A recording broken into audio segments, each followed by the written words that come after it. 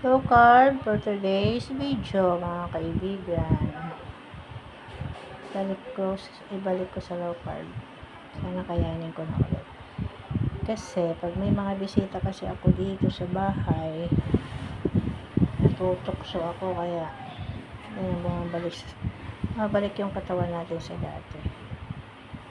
But, I try my best to do again.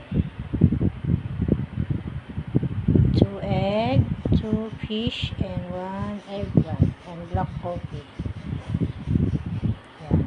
First day sa low carb. August 19, 2025. Okay.